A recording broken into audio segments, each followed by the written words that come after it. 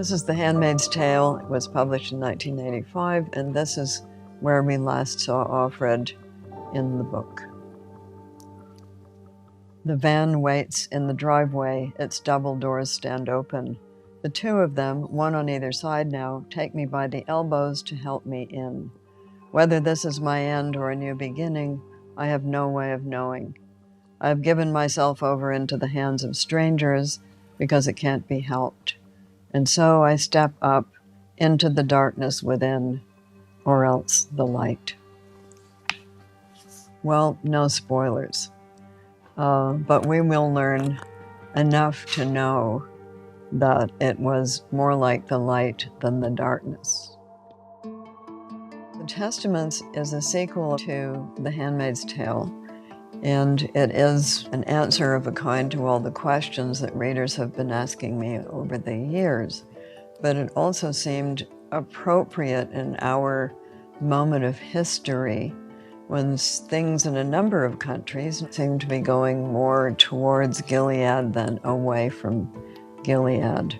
It takes place approximately 16 years into the future after the end of this book. It has 3 narrators, all of them female. What is it like to grow up as a young woman within Gilead once Gilead is already established? And what is it like to grow up across the border in Canada with Gilead an ever-present threat and also a missionary presence, because of course Gilead would send missionaries and also spies. And what would it be to be an older woman in a position of considerable secret power within Gilead? And the other question is, since we know Gilead disappeared, what brought it down? I first saw Ann Dowd's acting when I was in the scene in which I whack Elizabeth Moss over the head. Her fault.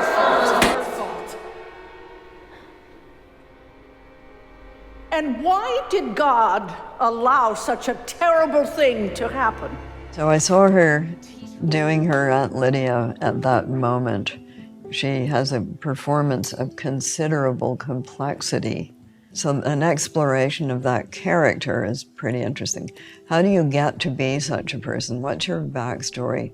How do you act within that structure?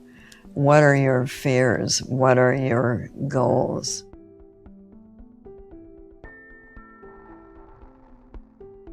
I love the way Lydia speaks. I love the way she spoke in Handmaid's the novel. And I love what's going on here. I mean, that woman, I'm crazy about her. And then just to realize, yep, she has the smarts. She knows what's going on. It's so phenomenal. And then to get beginnings of how Gilead formed and to know what she did and what her job was. Secrets give you power, especially inside totalitarian regimes.